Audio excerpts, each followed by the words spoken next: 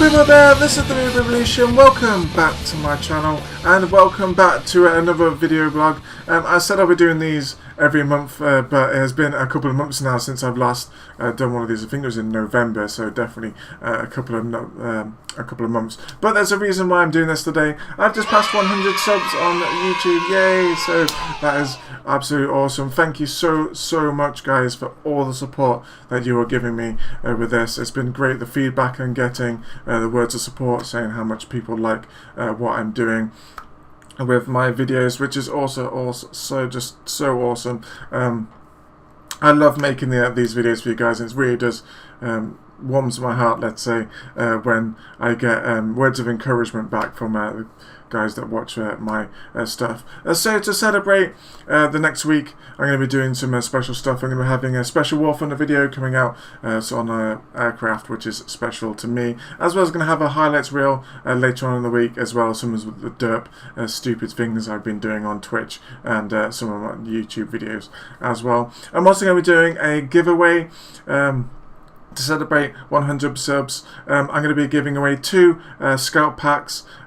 This is for PC only. I won't be able to do this for console, but this pack includes the Panzer 2, 1000 Golden Eagles and 7 days premium time. Like I said, I'll be giving away 2 packs of these, and the way you can win is basically comment below on what you like about my channel, what you think I can improve on with my channel, and what more stuff you would like to see me doing as well. I'm going to be running this concurrently with the girls in Panzer and War Thunder aminos, if you're on amino. So if you want more chances to win, comment on the posts I'm going to be doing on there as well.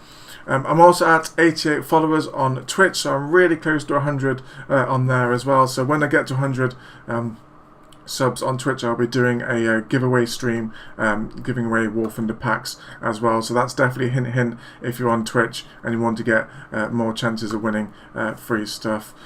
Also, other things I want to talk about as well. Some of my recordings with the quality has been a bit all over the place, really, the last especially like month and a bit. I've had problems with file sizes, I've had problems with cropped files, I've had problems with quality not being up to the standards of what I expect, because I'm quite a perfectionist in that way. But I think I've found the right combination of using new software for recording, for editing, and I think it's a lot better than what it was before, and it's a lot easier as well. Before, spending a lot of time having to recode loads of videos because they were getting corrupt and all sorts of stuff. So hopefully there'll be consistency now between all of my videos and how they're working out in terms of quality.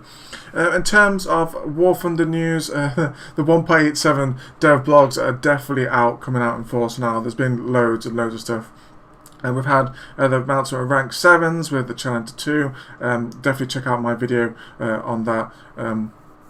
On the Challenger 2, as well as my thoughts and opinions and that sort of thing. There's also the Sea Voyage event going on at the moment, which is it's really good because it's naval focused, and I think it's kind of neglected at the moment, with a chance of win the Mariner aircraft. It's an American naval aircraft, as well as the Leningrad, which is a USSR destroyer, which is really nice. Unfortunately, I'm not going to be able to participate in this. I'm not going to have enough time to do all the requirements for it, but I might be able to buy the Leningrad when it becomes on the store, and I might be able to review it then, hopefully.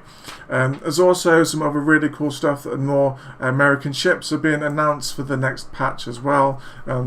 USS Somers and the USS Brooklyn, which is really awesome that they're adding proper ships in. The USS Brooklyn looks amazing. It looks absolutely gorgeous. This is what the kind of things I want in War Thunder. Absolutely loads of guns in mounted turrets, no torpedo boats in sight. It's absolutely amazing, and it means that I'll probably play more naval forces now, especially the Americans, which is what I'm grinding down at the moment. So definitely look out for more naval games and naval videos in the future. The other things which have been announced at the moment is the Seahawk, which is a British ground attack jet aircraft.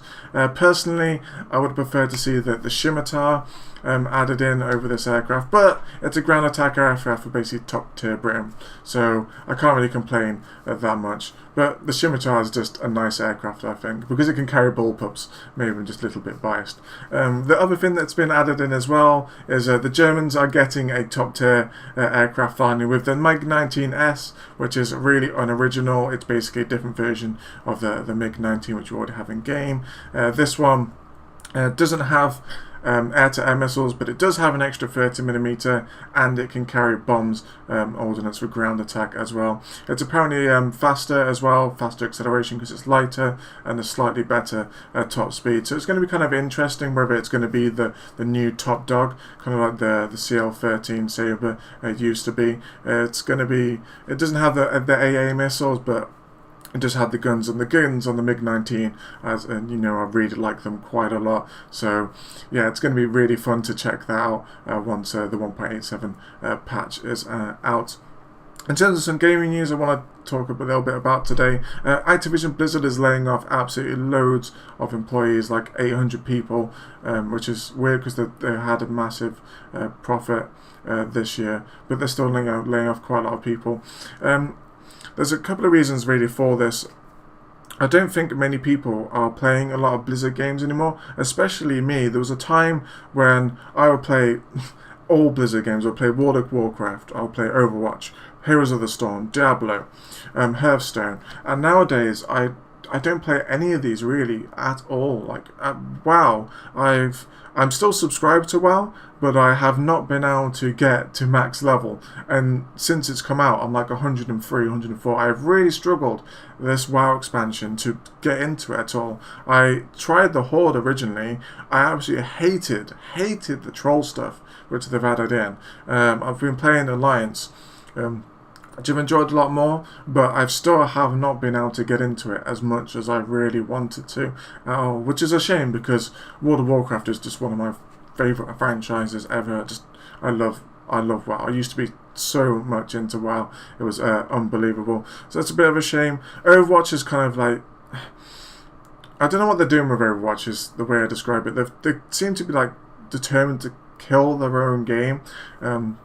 It's nice that they add the new characters in, but they don't add enough new stuff in to keep people interested, and it takes quite a lot of time now to be able to find games because not many people are playing it anymore. The same with Heroes of the Storm. The esports, I think, has stopped with that now as well, so that's a real shame because I quite enjoyed that game as well, but I never really played that much anymore.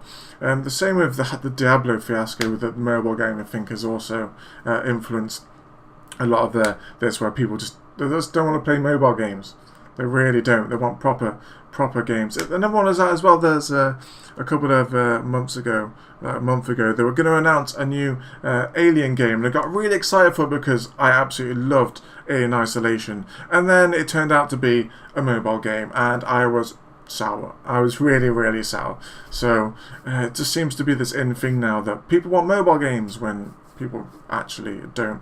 The other things which I've had a quick read about is the CEO for Nintendo in America, Regis Fils-Aimé, is retiring. Oh, this guy is like my childhood in so many ways. He's been innovative with a lot of things. I absolutely loved Nintendo, especially like the GameCube and everything like that, and the Wii as well. I put a lot of time in, and it's a big massive shame that he's retiring. The Switch as well. The Switch has really revived Nintendo, kind of like the Nintendo DS did. I absolutely adore my Switch. It's been absolutely a great console so far. But so it's a real shame that he is retiring. He's done a lot of amazing things for Nintendo.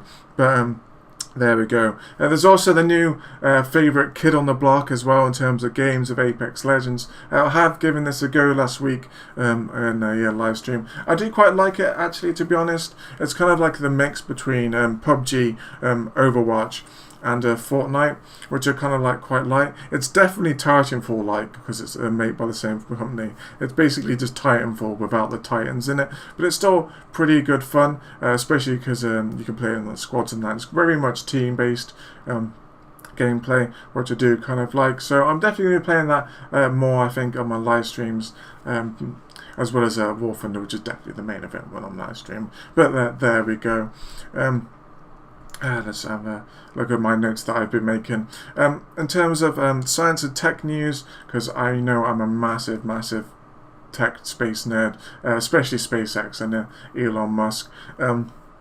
SpaceX have launched literally yesterday, a couple of days ago, since I've recording this now, the Beer Chat, which is Beer Sheet from Space IL. This is an Iranian company, and they're going to be trying to land on the moon with a lander, which is really pretty cool. This is a commercial company, not government. First time they're trying to do this. It's a rideshare along with a Indonesian satellite, which is going to geostationary transport orbit. So over the next coming months, that's going to be traveling to the moon, which is going to be using lots of different types of burn maneuvers to get into a moon orbit to then be able to try and land. So that's really cool that we're progressing to this point now where commercial companies are getting into space. It's a really cool time. The next 10 years are just going to be amazing in terms of technology and space flight. I absolutely just adore the engineering side of it. I really do. In terms of other SpaceX news as well, we've got the crew demo, which is meant to be no earlier than March the 2nd, so literally only a week or two away with that. So Americans will finally getting a foothold back into space again and not having to rely on the Russians to get to, say, the International Space Station. So I'm definitely excited for that over the coming months. There's also the Boeing one, which I think is in April as well. So there's lots of things going on at the moment in terms of space flight. The last big thing is the Starship, which they're building a test version of this out of stainless steel as well. It's so retro, it's amazing. I absolutely love it. It's just so Elon Musk. It's like, how can we just change everything and throw everything out of the box? I know, we'll just go back to basics and build everything out still. If you ever read or watched Tintin, it's really similar to the rocket from I can't remember which one it is now, but it's the one where they go to the moon. And if you look at the Starship and you have a look at that rocket, it looks extremely similar in comparison to what they're like. And it's going to be so interesting to see how this progresses over the next couple of years. Who knows, maybe in like 10, 15 years we'll be getting space tickets to the moon and things like that. Maybe like in Futurama, where they're they're on the domes and everything like that, and the historical sites for, to say, the moon landings, we can go visit them, things like that. It's going to be very interesting indeed. The last thing I wanted to talk about today is something which is a little bit close to my heart a little bit. The RAF are retiring the Panzer Tornado after 40 years of service. I'm really sad to see this jet go. When I was about 5-6 years old, my dad sat me in a Tornado. My dad used to work in the RAF, and that is definitely where my love for aircraft came from. I was just sat in that cockpit just going, wow, what the heck is all this? All these fancy buttons, all these fancy screens and everything like that. So in a way, the Tornado can be a link to why I love aircraft and, like, say, military stuff so much. So it's a real shame that the RAF are retiring it. It's they're doing fly pasts and retirement fly pass for this aircraft at the moment. It's meant to be retired at the end of March, I think. It's had such a great career for an aircraft as well. It's an absolutely gorgeous looking jet. It served in the Gulf War faithfully, as well as the Balkan conflicts, Afghanistan. It's had a really great career. It's going to be a real shame to see it go, but there we go. Ending on a low a little bit there, so we need a little bit of a pick-me-up I think. Yeah, just to reiterate with things, I've got a Discord now, which will be in the link below for that, as well as the giveaway as well. Definitely comment below if you want to have a chance to win in that. I'll try and do this monthly if I can, but it's probably not going to be working out with that. Thank you so much again, guys, for the 100 subs. Hopefully we'll get to 1,000 subs soon, and then it'll be amazing. I'll definitely do a big massive giveaway for that, so definitely incentive, guys, if you want me to progress the channel in that direction. Please comment, definitely comment, share, all that good stuff, and I'll catch you on the next one sometime soon. Bye.